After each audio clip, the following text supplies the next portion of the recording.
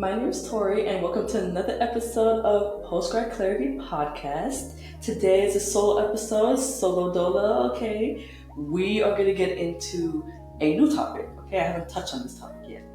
But we're going to get into entrepreneurship, okay? If you know me, you know in 2022 I started a car rental business, and let me tell y'all something. It was a trip and a half, okay? Like, if you ever started a business, you know what comes with it. Like, this was just insane. And do I recommend? I don't know, but we're gonna talk about it throughout this episode, okay? Because, child, I'm going to insert clips too because you have to see this to believe it, okay? It was just ridiculous. But I think that entrepreneurship is something that a lot of people recently I've seen like get interested in because working these corporate jobs, these 9 to 5s, oh my goodness, like they will love you today and then leave you tomorrow. So like there's so much uncertainty. Like it used to be flipped. People used to think that being an entrepreneur was risky, but honestly, like being a corporate is risky too. You have no control over anything. Like one day they'll love you and promote you, the next day they'll lay you off. Like you never know, honestly. Like in my opinion, at least if you're owning your own business, you kind of know what's going on. Like you know if your sales are going down, you know if your sales are going up. You kind of can control the situation a lot more than if you're in corporate America because it's up to some people who sometimes you've never even met or heard of in your life. If you have a job today or not, or how much money you make or not, like it's insane. And I'm not knocking the corporate grind because you can make a lot of money that way. And it is low key significantly easier in a way to do that route. So, like, whatever for you, but this is just an option for anybody who's out there thinking about all the things that they want to do after high school, college, master's program, whatever. Like, this episode is for anyone who is just trying to try out different things, different careers, different strategies to make money, because that's what we're trying to do out here, okay? We are just trying to survive, simply. That's all we want. That's all anybody wants. So, without further ado, let's get into the episode. So, my experience with entrepreneurship starts with my father. So, unfortunately, he did pass away. If you watched the episode on grief, you saw my sister and I talk about it, and we kind of got into the whole story of that. But before he passed away, in his earlier years, he was an entrepreneur. So he had a trucking business, and it went on for years and years, and it was pretty successful until the recession hit, and he had a family to provide for. So it was just kind of like, it was hard, And then once your business dies, and especially during that economic like turmoil, like it's hard to get back up when you don't have as much freedom as he did when he first started, So he has to just find something to make us be able to have food on the table and pay for the house and all the things, So unfortunately, he wasn't able to get back into entrepreneurship before he passed. But I know that's something that he would have really loved to do, and we even had conversations about like things that we could do together, like after I graduated, or like after like he got on his feet, after he recovered and everything. So I saw him just working. My mom was working with him, and it was just something that they enjoyed doing together, something that was very beneficial while it lasted. It was just great to see at a young age. And honestly, let me tell y'all, like when I got to college, and I mean, I never really thought about entrepreneurship again because I never saw them while I was older doing the entrepreneurship thing. I saw them working like corporate jobs and stuff. So I was like, okay, so I just need to go to school, get a job, and make money. That's it. That's what I'm thinking. But I never thought about entrepreneurship really. And also, I thought it was really hard. So I was like, I don't know if that's for me. Like, let me just, I never thought of myself as a leader or someone to take on like big challenges like that. I was just going to go with the flow, kind of. But then when I met my then boyfriend, now husband, he was a business major at UCF, and he was really into like being an entrepreneur, having his own business. He had so many ideas. He still has so many ideas, that he wants to implement. And I was like, you're crazy. Like, you want to do a business, like, for real? Like, okay, like, I'm going to let you do that. You got it. But then I got into podcasts, foreshadowing, and I started hearing about different like ways to make money other than working at a steady job.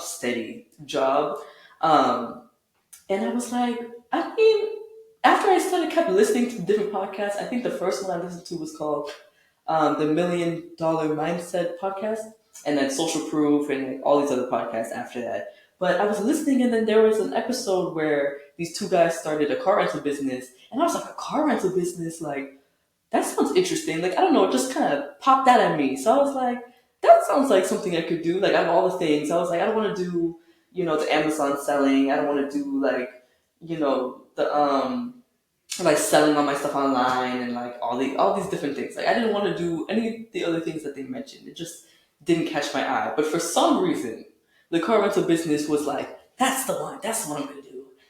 And I was like, okay, let's do some research. Like let's do some research. But I kind of put it to the back burner because it wasn't my thing. My husband was the one who wanted to do a business, so I was just supporting him. And I was in legal studies and a minor in event management, so I was just trying to just focus on that and stuff like that. But I just kept. I had this thing in my head before where I was like, okay, if I think about something longer than like a week or 2 weeks or a month. Like if I keep thinking about it, then like I should do it. So, and then after I heard that episode, I think I started seeing other things on, when the internet be listening to you, I start seeing like ads for courses on car rental business, other people doing car rental businesses, like nobody that I knew personally, but like online, I'm just seeing people like do it all of a sudden. And I'm like, okay, maybe this is a so, to wrap up the first story, I got the entrepreneurship feeling from not only my parents, but my husband, then boyfriend, now husband.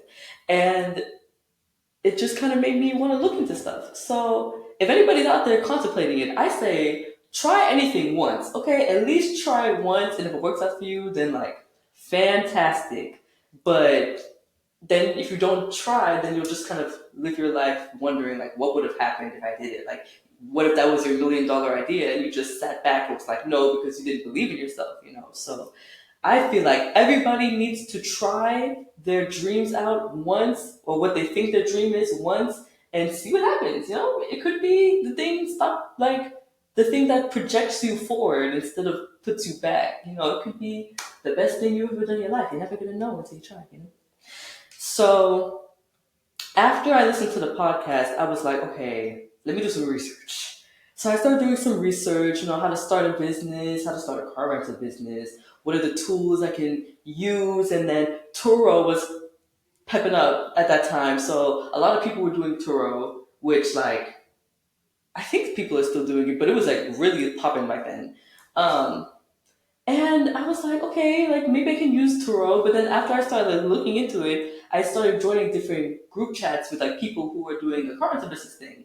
And a lot of people were doing it by themselves because I think they had tried Turo and they didn't see the benefit because like Turo was taking so much money. Like it almost didn't make sense. Like you get your car and you put it on there and Turo takes like a whole chunk of it and then you're left with like scraps. So I didn't want to be left with scraps. So I was like, okay, let's try to do it by myself, like without the app. And then maybe like if things aren't going well, then I'll just go back on the app or something. Or maybe I could do both at the same time. My thought process was like, I'm just trying to make as much like buzz about the cars to bring the attention to it. So I was like, okay, I can use Facebook Marketplace.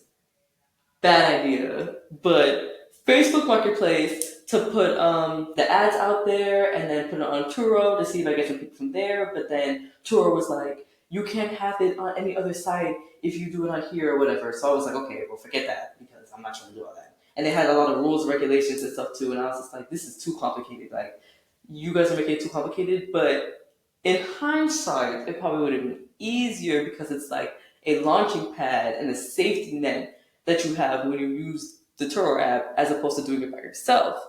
So I ended up getting two cars, right? I had a car before, and then I trade in my car for one of the cars I got, and then I got another one. So it was like a car for me and a car for the business.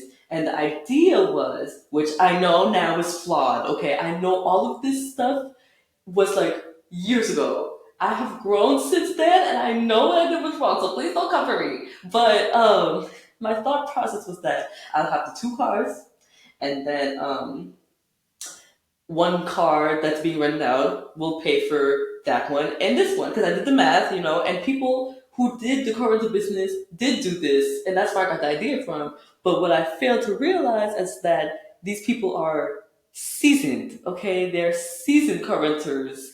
So, of course, they're at the point that they can get like a lot of money for it to be able to pay off this card, that card, and the third. I wasn't thinking that. I was thinking that off rip, I'm going to make so much money and I'm going to pay off both these cards and have some leftover money.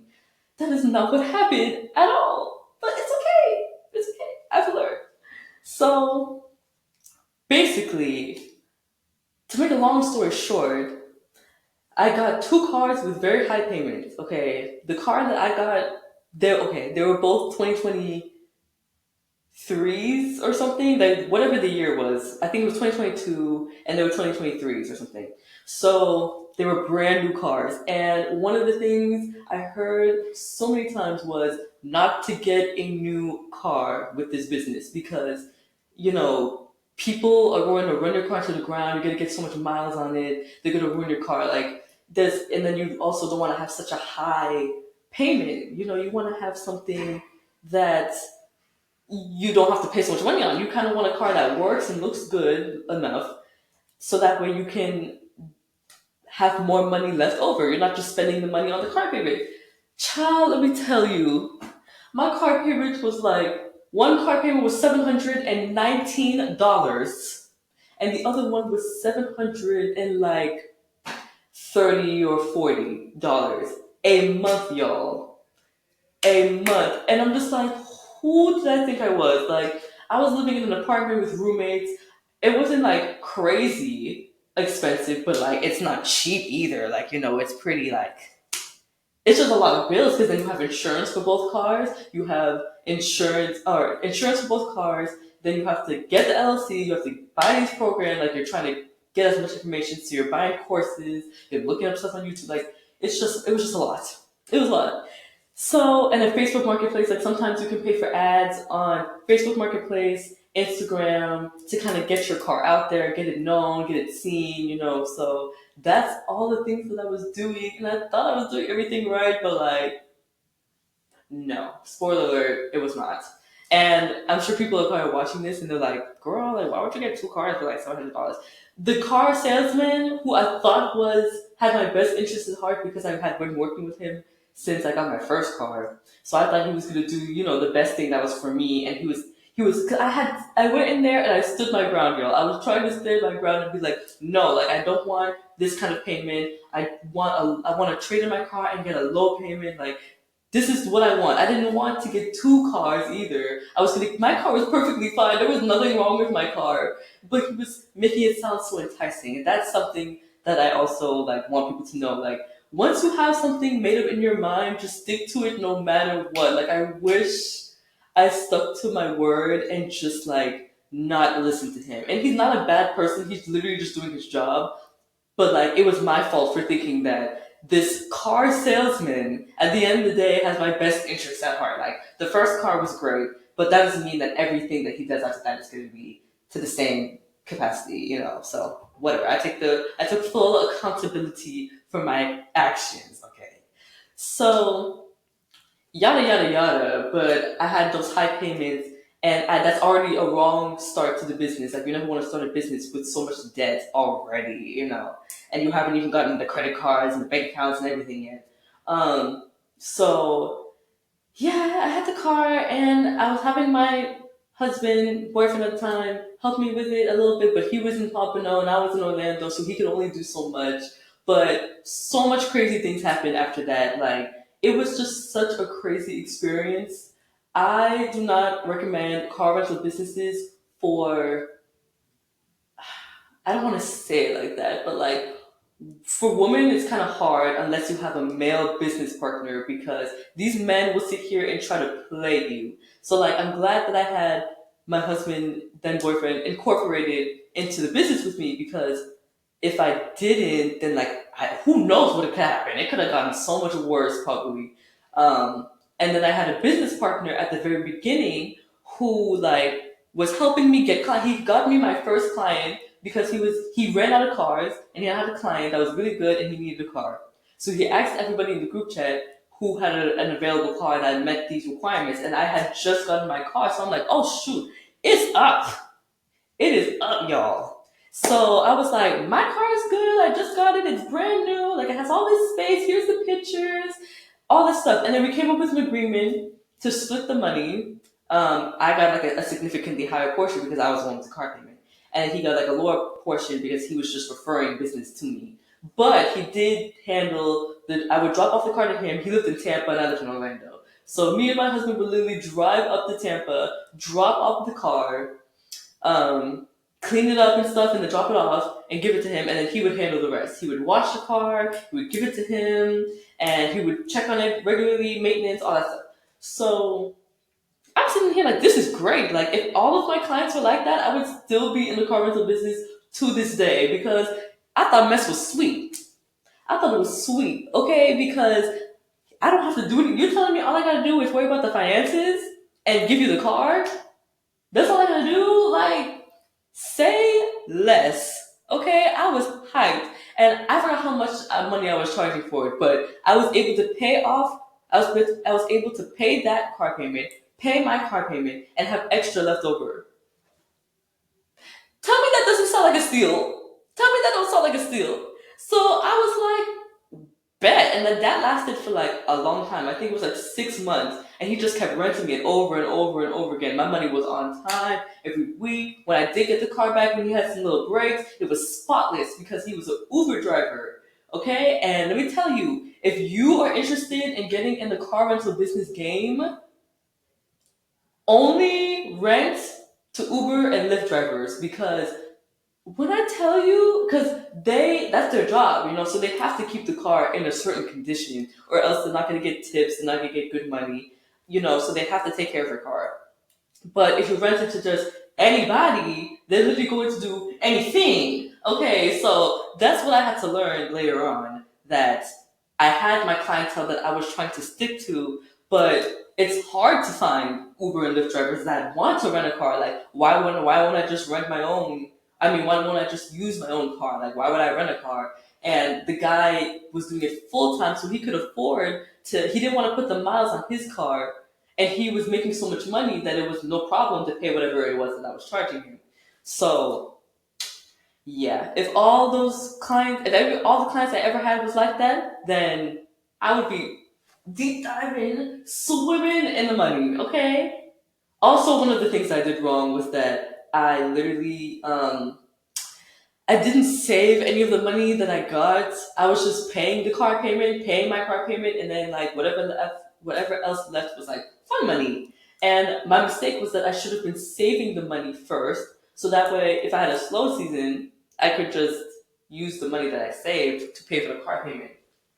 Okay, like that would have been the smartest decision. So if I had done that, I would have been able to like have the money to the side and not have to be desperate for clients. Like you never want to be desperate for clients, y'all. Like that is the worst thing you can do. But you live and you learn. Okay, so after I had my great experience with the car, I was thinking mess was sweet, so I kind of got a little slackerish, I guess, and just kind of let things run.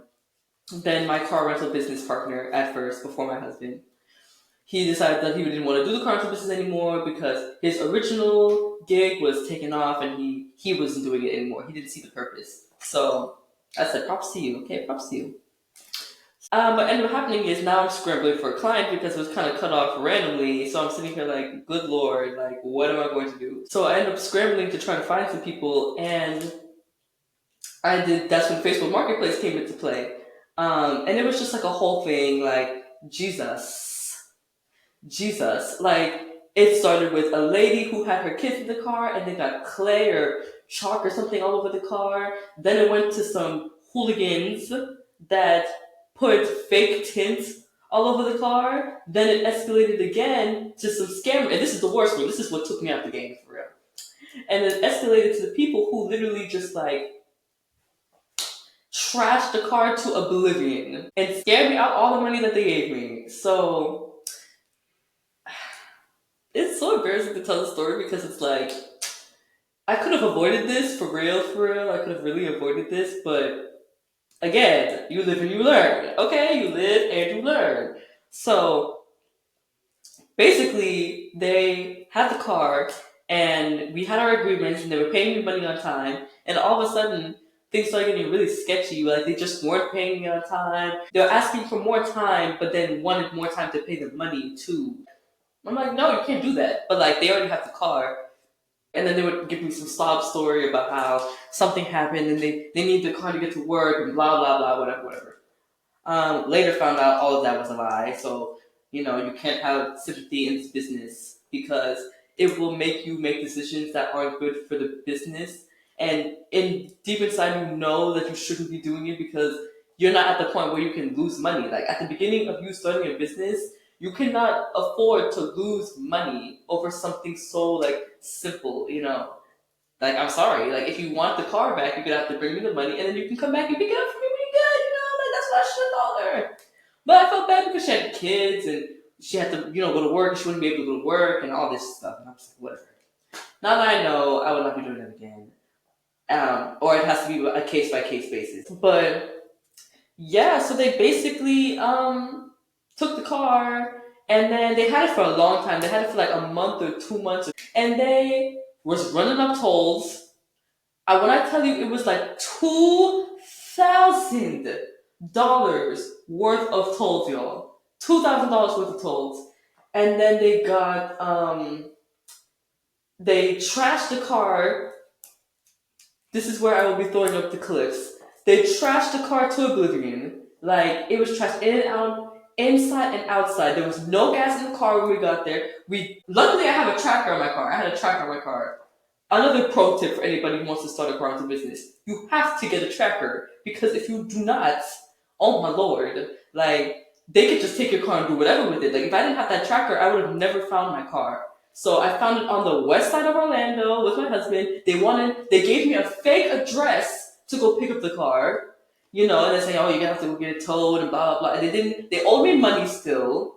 Then they started, what's it called? Taking all the money back, like, disputing. They kept disputing all the transactions. So the bank took all of my money. I was negative, like, $1,000 or $2,000 in my account, plus the $2,000 tolls, plus the damage done to the car. Like, when I tell you I was sick to my stomach, I bawled. You can ask my husband. I was unconsolable because also on top of that, my money or the car payment was due in like, I don't know, like a week or something. So I am like in distress. I am shook to my core. I am so hurt. Like, I felt personally attacked. Even though I know it's business, it's never personal. I don't know. These people could have been personal. Because it was just so outrageous. Like, luckily there was there was some permanent damage to the car. But luckily I just had to like clean it. I had some guys come and they cleaned it to the best of their ability. There was this smell in the car. It smelled like garbage. Oh my god, it was so disgusting. I want to throw up just thinking about it. I want to throw up and cry just thinking about it. But yeah, it was just a mess. And then I was like, I'm not going to let this stop me. I'm not going to let this stop. Then I got one more renter. One more, just because I didn't know what else to do. And this one, I knew her. Like, I worked with her before at some events. And I'm thinking, okay, like, maybe this is what I need to do. Like, maybe I just need to rent to people that I know for now until I can get back on my feet and get this figured out. I run into her, like, she wasn't like my homegirl or anything. She wasn't like my best buddy or anything like that. But I was cool with her. And again, sympathy. Like, and it's worse because this was somebody who I considered like an acquaintance or somebody that I knew. And I felt bad for her because she was pregnant at the time. She had little kids. And like, she needed to get to work. Now that I'm telling the story, I feel even more stupid, but it's okay. It's okay. So she had to get to work and all these things, and because the tolls on the car were like $2,000, like I wasn't able to renew uh, the registration, right? And I know this is bad. This is really bad. But like, I didn't renew the registration. She had the car up until it needed to be renewed, and then like the thing expired and stuff. But she still wanted the car. So against my better judgment, I let her keep it with the tag expired and stuff. But I gave her like I was like I can take the car back. I understand if you don't want it, like you can give it back, and then once I figure it out, like I'll give it back to you, and you can rent it again. But she was dead set on renting the car because she needed it. So I was like, okay, like fine. But then she's parking it in places that if you are from Orlando or you live in Orlando, you know downtown does not play. Probably most downtown areas don't play when it comes to like parking violations, okay? Because they will give you a ticket so fast. They will give you a ticket for literally if you're like parked a little over and if you look at somebody the wrong way, like they'll give you a ticket. So she was getting ticket on ticket on ticket, and she didn't pay them. I had to end up paying them. Mind you, I still had to pay $2,000 in tolls plus the damages done to the car. Y'all, it was just so bad. And it just kept getting worse as time went on. And I just can't believe it. I just still can't believe that it happened. So yes, it was just a whole nightmare, and she just was expecting me to keep giving her breaks because we knew each other, like, okay, but girl, you know me, like, it's okay, like, I'm good for it, da da da, whatever. And I'm just like, you know what? I had to be done after a while. Because after what happened with the last people, I was like, I'm not going to push it. Okay, I'm not going to push it. I'm just going to be like, respectfully, you're not renting from me ever again. And now I'm done with the business. I'm done now. Because now it's like, I felt like I couldn't trust anybody. I couldn't trust even people that I knew to rent a car. Like, it's over. It's over. So I ended up having to shut down the business, unfortunately. And then, like, things just got really rough because then I found out I was pregnant and I still had the car and the payments and tolls and all this stuff. So, you know what? I'm not even ashamed to admit, I let them people come and take that thing.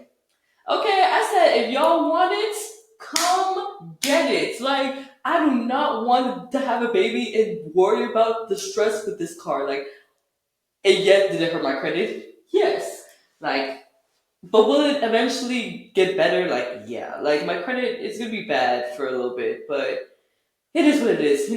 There was nothing else I could do because I don't have enough money to pay off the tolls in totality. Like, luckily, we had some help paying off the tolls and stuff, but it wasn't all the tolls. I think we paid.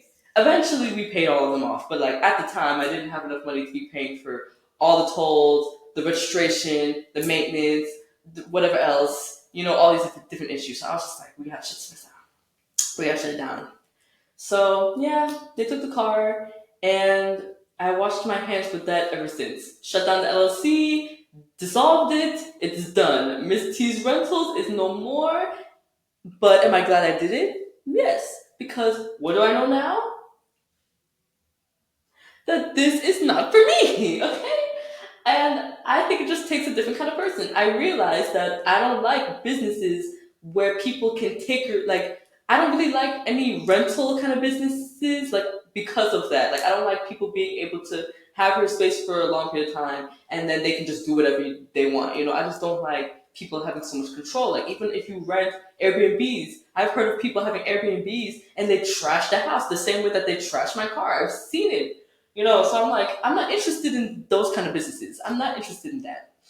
And a lot of people like it because it's like relatively quick and easy compared to like other businesses. But I also want it to be something that I'm truly interested and invested in. Like if I do another business venture, it's going to be something that's well thought out. I talk to other people in the industry. I do all my P's and Q's. I follow everything to a T. Okay? Because I will not be in that predicament again. But then on the other hand, for a hot minute, I was like, is entrepreneurship even for me? Like, is this something that I even really want to do? If you watch my episode, it was actually the first episode with Iantha's career clinic. that's her business, and that's a business, like, that's the kind of business that I like. You get to help people still, and you're not giving something to somebody that they're supposed, you're not lending something to somebody. I don't like when you have to lend something to somebody and they can take it and go away, or you can't be in there with them while they have it. I don't like those kind of businesses. Like, if I could make a product maybe, or if I could provide a service, then, like, I would prefer something like that, something where it's just like, you pay me and I do this for you. I would like that. Like, if I was to go into entrepreneurship again. And I think this episode is so important because, it was a long story, but I felt like I had to share, like, all the details, because I feel like people aren't sharing all the details and all the things that you have to consider when you're creating a business. And, like, whether you're interested in car rentals or something else, like, all the things still apply. The base of the business is still the same. At the end of the day, you want to make money. At the end of the day, you have rules and regulations that you have to follow. Like, at the end of the day, you need to be on your P's and Q's, and you need to, separate emotions from business. And unfortunately, I had to learn it the hard way. But at least I did learn. So now when I do my next venture, if or when I do my next venture, I have this experience under my belt and I can kind of, like, resort back to it. Now, after that experience happened, I'm like, I am taking a break. Okay, just somebody hand me a job. I just want a regular job. Even though, like, I never stopped working. I never got, like, there's a point where, like, I could have been like, no, I don't want to work anymore. I'm just gonna do a car rental business full time. But that would have been stupid, because the car rental business has seasons, and there's slow seasons, and then you're not gonna have money to survive and pay your bills, like the rest of your bills. So, um, then I was like, let me get my corporate job, and then my corporate job laid me off, and my corporate job laid me off twice. I had two layoffs back to back, two different jobs laid off back to back. And that's what made me really think, because at that point I was like, I don't think I'm gonna be an entrepreneur. Like, I don't think it's gonna be for me, because I don't that whole experience was traumatizing. Like, I feel like that would traumatize a lot of people. But then being laid off twice with no cushion, no support, I felt like I was transported back to that time. So it's like, honestly, anything that you do comes with a level of risk. Some things are riskier than others, but either way, you're stepping and you're putting your full faith into a company to pay you on time, to pay you every time every week or every other week, to make sure your hours are correct, putting your full faith and trust in them, and thinking that they're not going to fire you at any second. Like, the way that the economy is set up right now, people are getting laid off left and right. You working at a corporate job is just as risky as owning your own business. I said it. Hot take.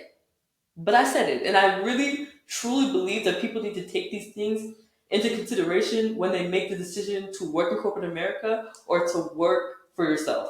Like, of course, both things are hard in their own ways. Those things have other factors you have to consider. But honestly, like, both things are worth looking into. Like, I don't know, entrepreneurship isn't for everybody, but I feel like if that's something that you're interested in and you think that's your calling, like, go for it. Why not? You only live one life. What did Drake say? Yellow.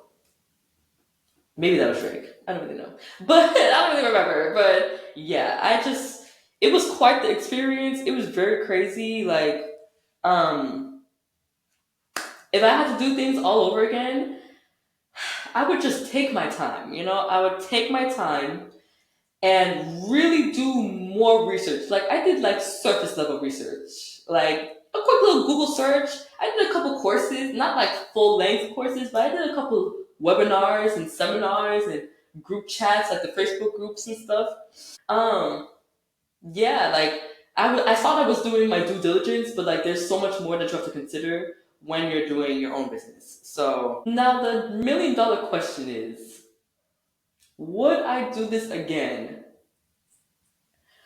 And I feel like, since that was in 2022, and I think that whole thing lasted to, like, maybe 2023, I can say that I would be willing to try it again, but I really have to do some research and some digging into figuring out what exactly my next move is going to be, because I want it to be intentional this time. I don't want to just have a business just to be like, yeah, like I started my business and like I work for myself. I don't work for nobody. Like I don't want that to be the reason. I don't want that to be the driving force into having a business. I want to have a business that's impactful to the community. I want to have a business that's like beneficial to me. I want a business that I'm not going to be, of course, at first I'm going to be in there like 24/7, 24/8, like for like head deep in there.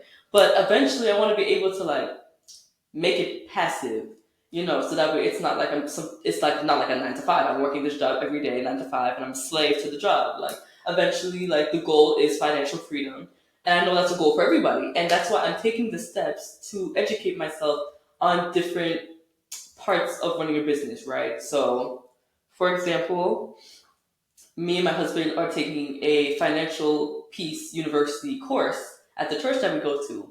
And we're just like, if I don't have a handle on my own finances, how in the world am I supposed to get a handle on business finances? Like, I need to get my own stuff together before I handle finances for something else. So that's something that I'm taking time to learn, and my husband is on this journey with me to do that. And then another thing that I'm doing is just taking jobs that I think will give me the experience I need and that will be beneficial later on. So, like, for example, I was working at the last hotel I worked at, I was in HR. And eventually, while you have a business, you're going to want to have people, like, a part of your team. So, like, being a part of that HR team really showed me how to value and how to treat your employees and how to keep them, how to get them and how to keep them, because some people can get a bunch of employees, but they have so much turnover because they don't know how to treat their employees. Like you're just treating them like slaves and like not like they're actual human beings. Like these are people who have families and lives of their own, and you have to be able to manage people. Like that is a whole job in itself. That's why the HR department, shoot, that mess was so draining because like you're literally just having to manage people all day, and managing people is not nearly as easy as it sounds. Okay, so that's a job that I took. It wasn't something that I was looking for. It's nothing that I particularly like had a lot of experience in. It was a job that they offered me, and I took it because A, I needed a job bad, and B, after thinking like in hindsight, I'm like that job. I learned so much stuff that can help me run my own business one day. So then the next job, which is what I currently have, I'm in sales. And I was listening to a business podcast, and they were saying how like sales is one of the most important things that an entrepreneur can learn and be able to do. Like that is something that every entrepreneur needs to do. And they were suggesting for people to take like a class or do like a certain type of job. And I was like, oh my God, like when I got this offer, like the pay is low. It's way lower than like, I haven't gotten paid at this level since like I was fresh out of college. And I'm sitting here thinking, I was almost gonna let my pride stop me from taking this job because I'm sitting here like, you wanna pay me how much? Like, excuse me? Like, I am a degree woman. Like, I worked my behind off those last 4 years to get my degree, and you wanna pay me how much? Like, and also like the property that I worked at before was a luxury property, so I'm coming in with like hotel experience. So I'm like, huh? Like, I almost didn't even entertain it because A, I'm not interested in sales. At the time, like when I was at the career fair, I'm not interested in sales. So I was like, this isn't even like, so you're gonna pay me little and then you're gonna have me like do a job that I wasn't interested in. But then I took some time, I prayed about it, I thought about it, and I put my pride to the side, and I was like, you know what? This could be very beneficial. Like I can get paid to learn a skill that's gonna help me later on in my business. And it's funny because I listened to that podcast too, like a while ago, but that thought came into my head, like, because my mom was even telling me, like, girl, why are you taking that job? Like, they're paying you pennies. Like, you got paid so much more, not so much more, but like, I mean, in this economy, I'm gonna say so much more, okay? At my last job, and then to go down and to do something I don't even like, I guess, or am interested in, like, it just seems ridiculous. But I'm glad I thought about it and I took time to like really see past the money. And my husband had to help me kind of put that into realization because he's always saying like, it's not always about the money. It's not always about the money, even though like money is fun, money is nice, money is necessary. So that's why my mind was on the money. So yeah, shout out to my husband for helping me with that thought process. Um, I really had to, I know I keep saying it, but like I really had to put my pride to the side, y'all, because like it just felt, the offer was almost offensive. But now that I've been in the job for like a month now, I think, a little over a month, I'm starting to see already like the benefit of having this job and how much learning these skills and networking, because when you're in sales, like half of your job is networking. So I'm gonna get all these business connections that can help me for something later on. Who knows? Who knows what this could turn into? So that's what I'm hoping for. That's what I'm praying for. And I encourage anybody who's out there like looking for a job, and this is only if you're in the position to do this kind of thing, because the only reason why I'm able to be in this position is because my husband, before I got this job, my husband was offered a job that got paid more than me. So there's that, and then we have a very limited amount of bills because of like our living situation right now. um so and we just cut out a lot of bills, so we're able to have him keep his job and me take a lower paying job, you know. This is basically solely for the experience and to have extra income, you know, even though it's not a lot, anything counts in this economy. So I encourage anybody who's in the position to, if you get offered a job that you think it's not something that you're necessarily interested in at the moment, but if it has benefits, if you can see the benefits and you can see your way, you can use it to your advantage, just do it. Do it, because like you're getting paid to learn a skill instead of paying somebody else to teach you a skill. You know, like we go to college and we spend so much money for them to teach us a skill. But when you work, there's nothing like hands-on experience. There is nothing that can replace hands-on experience. Okay, school can't teach you this stuff. Okay, not as effectively. So just some food for thought. But yeah, I mean, at the end of the day, to wrap this episode up, I think that the car rental business humbled me. Being laid off twice humbled me. Getting my car repoed humbled the heck out of me, because it was just so like defeating. But you know, I was able to have peace about it now. But all those situations happen for a reason. I'm 100% certain that one day all of this is going to pay off. Every single experience I have is going to add up to one big experience, and it's really going to change my life. You know, I'm just working hard towards my dreams, my goals, and if entrepreneurship is something that you're potentially interested in, I hope this episode was beneficial to you.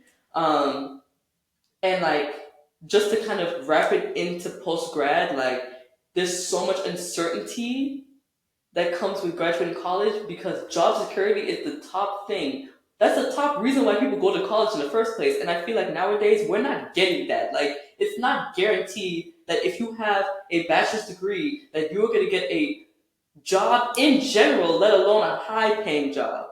So like, that's why I always encourage people to explore different options. Like, yes, you went to school for 4 years and you studied this one thing, but don't let that one thing tie you down. Like, be open to exploring other options. I feel like a lot of people go to college one thing and end up in a completely different career path. Like, unless you went to a specific, like, you know, you're a doctor or you're a lawyer, then like, of course. Well, actually, no. Doctors, yes, but lawyers, like half the time, lawyers go to law school and they get their degree, and then they're not even lawyers anymore. Like, they do something completely different. But going to school and taking different jobs builds up that experience level. It shows you what you like, what you don't like, what you like in bosses, what you like in a job, what you like in your career, like what you want for your life. It shows you and exposes you to so much more.